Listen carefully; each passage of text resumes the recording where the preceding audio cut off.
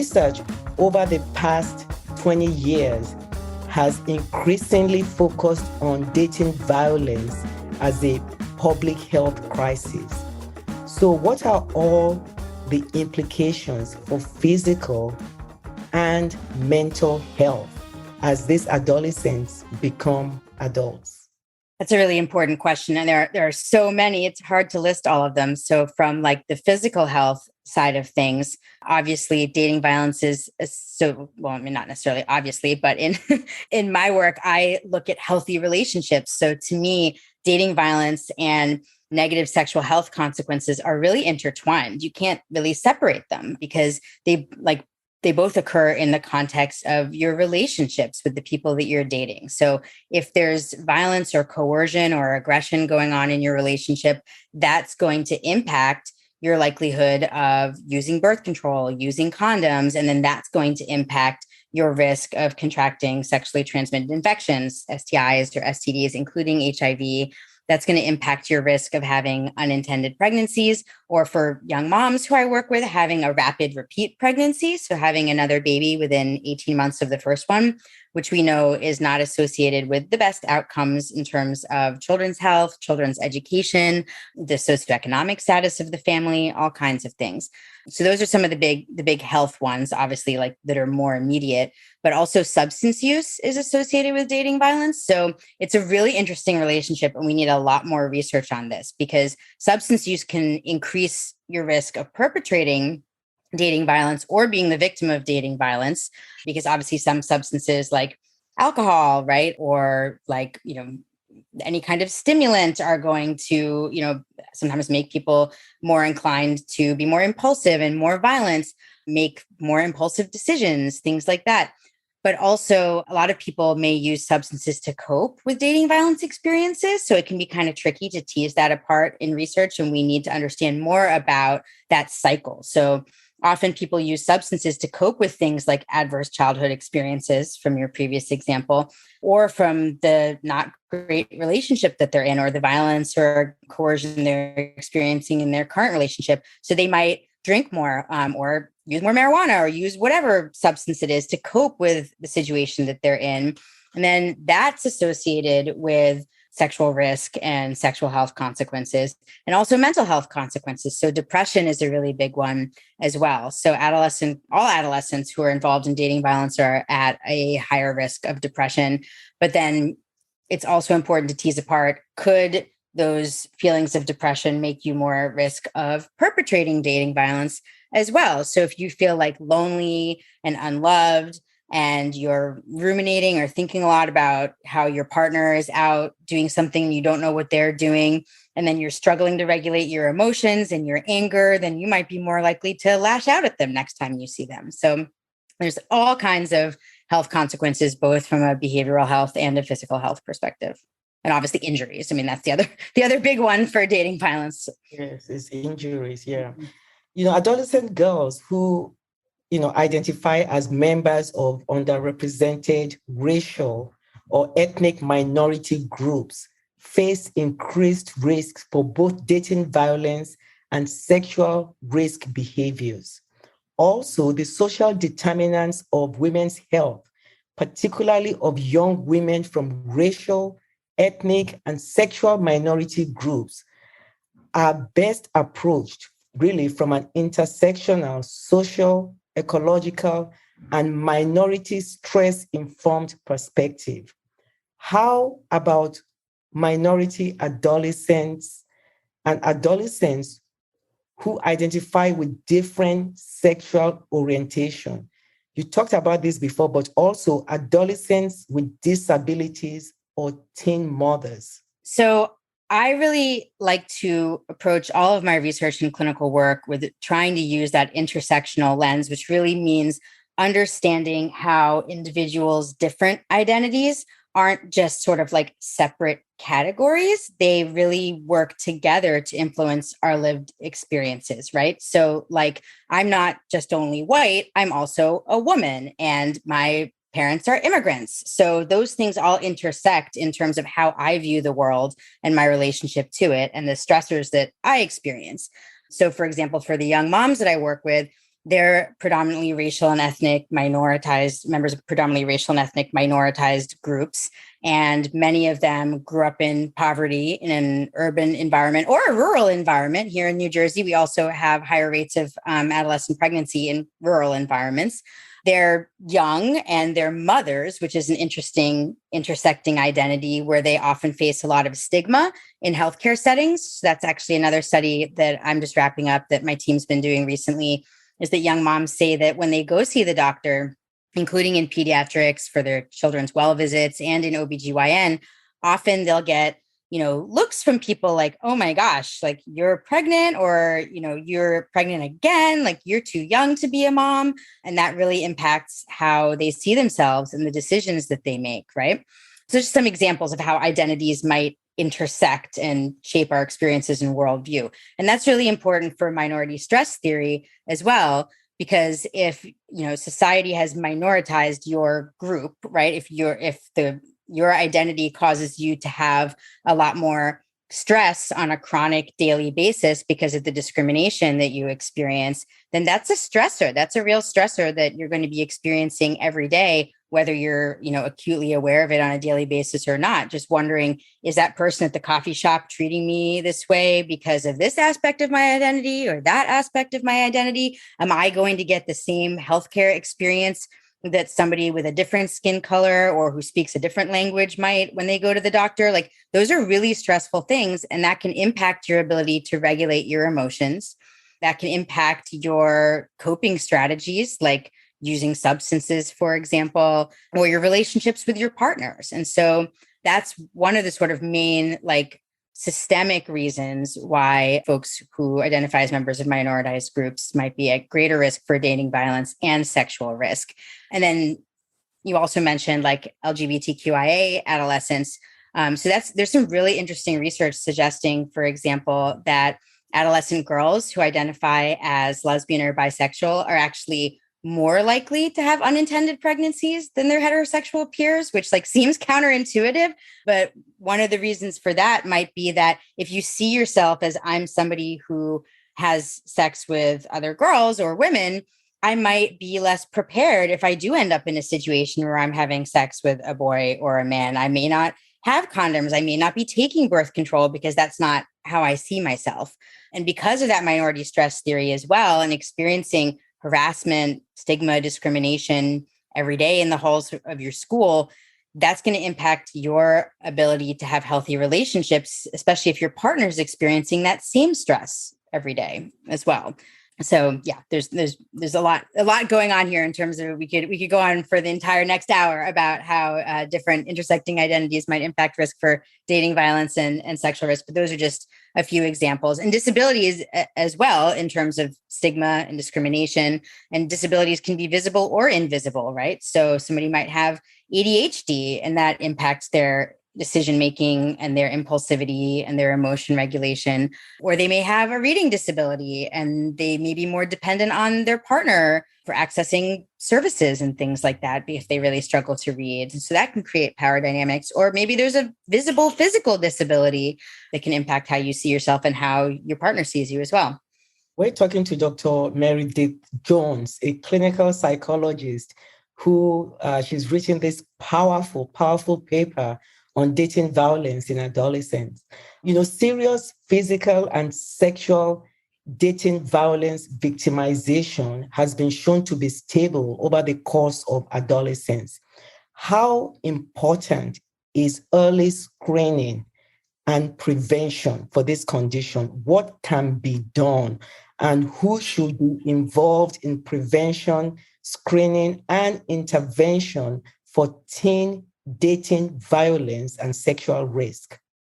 It is such an important question. And I think that everybody who interacts with adolescents is really on kind of the front lines for screening and prevention. It is so, so important. And often adolescents don't recognize what they're experiencing in their relationships as dating violence per se, just like they may not label some sexual coercion or sexual violence they experienced as those things or as rape, right? So it's really important to ask open-ended questions and meet adolescents where they're at and try to understand their lives and relationships. In the limited time you have, say, oh, tell me, do you have a partner right now? Tell me about your partner, right? Not make, and create a welcoming and inclusive space where adolescents feel like they can talk about things like gender identity and sexual orientation, and who their partner is and what their relationship's like, without feeling fear of being judged or stigmatized for who they are or who they might be dating. So I think that's really important. And also bringing it sort of, not normalizing dating violence in a good way, but normalizing it in terms of, this is something that happens to a lot of people. So a lot of people have some not so great experiences in relationships, like with their partner telling them what to do or saying not nice things to them. Has anything like that ever happened to you? And then just asking open-ended questions like, tell me more about that. So just screening for, like, is anybody hurting you? Is anybody in your life doing things that you don't like or make you feel scared is really important. And especially in OBGYN, when it can also create a conversation about, well, what are your options for contraception in the context of this relationship, right? Like the example of the adolescent girl you mentioned earlier, who maybe an IUD isn't the best option for her. And that would have been great for you as her provider to know that she was in a potentially unhealthy relationship or a potentially violent or coercive relationship. So you could help her explore those options. And, just telling people to use condoms is not going to work if you have a partner who refuses to use condoms and they're 10 years older than you, right? So I think prevention and screening is so important. So just asking everybody who comes through your office, tell me about your relationship. What's going on there? And recognizing also that for minors, sometimes it is important to break confidentiality if somebody is in an unsafe situation and tell their parents or caregivers so that they can get help and also connect them with resources.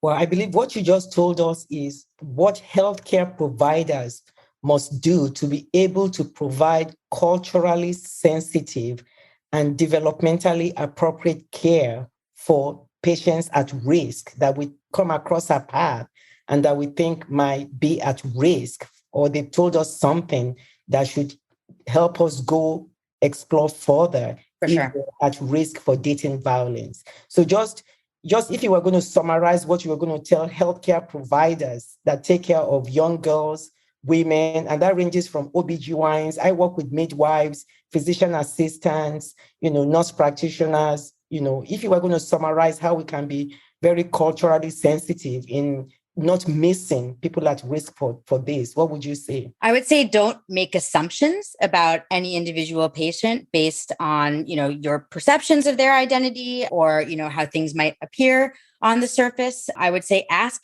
everybody. Ask everybody, how's your relationship going? Are you dating somebody and how's that going? How was your most recent relationship?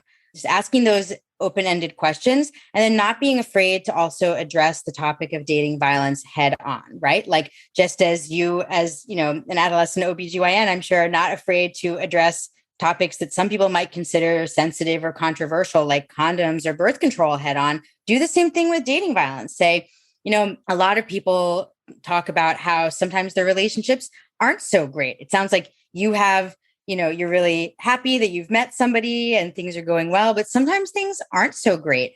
Sometimes people can be controlling or checking up on you too much, or sometimes relationships can even get violent. And that's not uncommon for people your age. Is that something you've experienced? And then trying to get back to those, that was not a good example of an open-ended question, but trying to get back to those open-ended questions, like, tell me how you and your partner solve problems together. Or when you talk about birth control and your choices about sex, what do you talk about, right? And you can get a little bit of an understanding about the relationship and the power dynamics there. And sometimes partners come to visit. So if you see something that doesn't look super healthy, say something, right? And, encourage patients to have autonomy and have, their partner step out of the room and have private conversations with them as well, and provide everybody with resources. I think that's like the quickest, easiest thing is that I know a lot of doctors' offices I go to in the bathroom, they'll have a poster on the back of the door that's like, hey, are you experiencing any of these things in your relationship?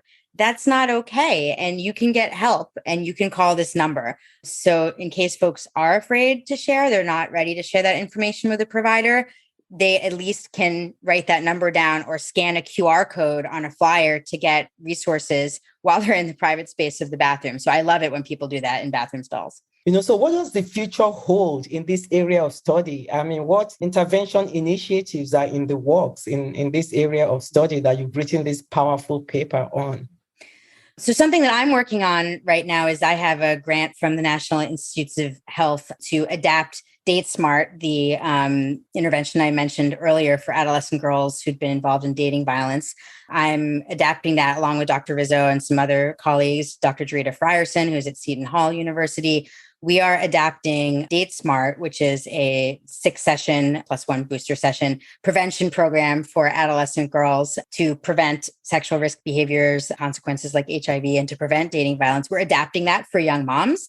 And to do that, we're starting with young moms themselves. So I'm a big believer in community-based research and asking the experts. And the experts are, in this situation, the young moms themselves. So we're doing focus groups right now where we're asking them how we can better reach them in the community and engage them in this kind of research and help us adapt this program so that it's more applicable and more fun and more interesting for young moms to learn some skills based on cognitive behavioral therapy like emotion regulation, anger management, conflict resolution, interpersonal skills like condom negotiation, other communication skills like I was talking about.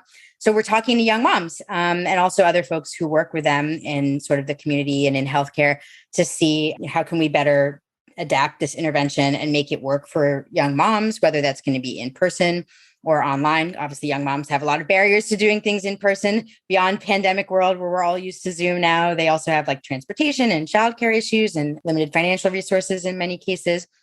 So that's one area that I'm really excited about is involving young moms in that research.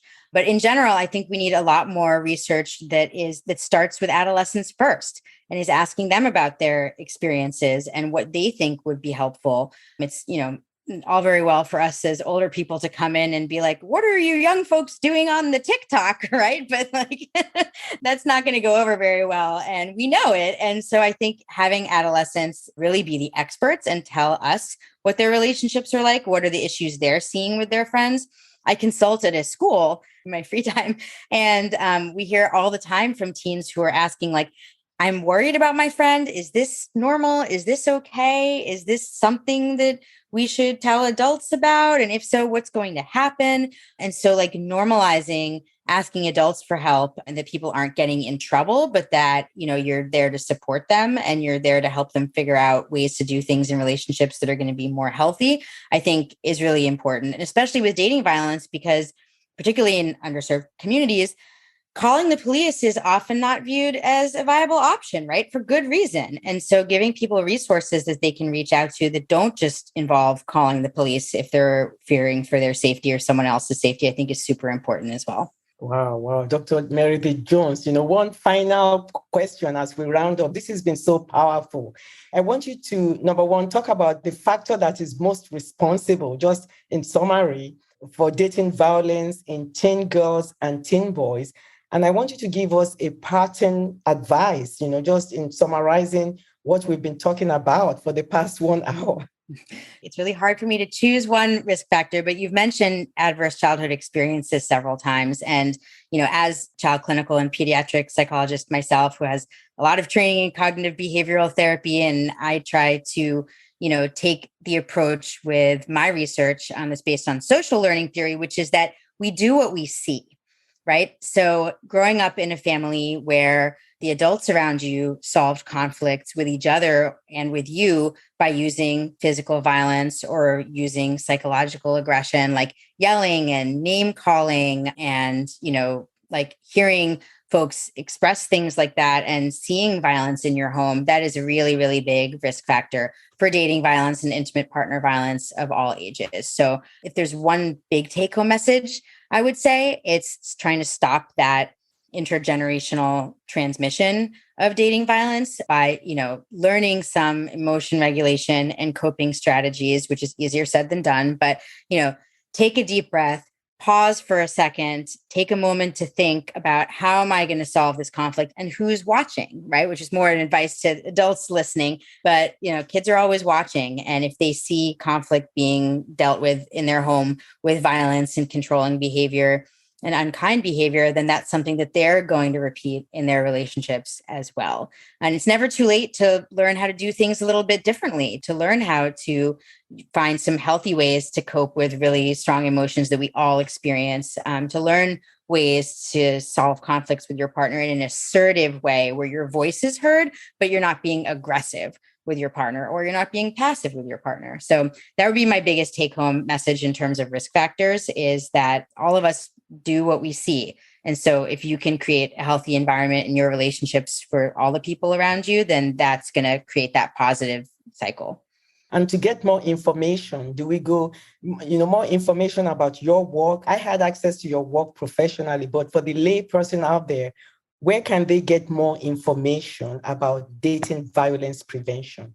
Sure. So my lab website is www.rowanassert.com. So Rowan, like the university, ROWAN, and Assert is the name of the lab I co-direct with Dr. DJ Angeloni. It's the Aggression, Substance, and Sexuality Research Team. So it's ROWANASSERT.com.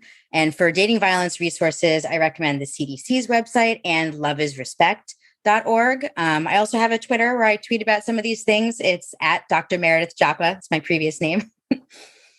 Dr. Meredith C. Jones, I just want to thank you so very much for making the time to come to Cocoa Pod's podcast today. This podcast is where we talk about all the issues that can affect a woman and also a woman in pregnancy with respect to maternal morbidity and mortality, and just young girls and women in general. So thank you so much for your time with us today. You're so welcome. Thank you for having me.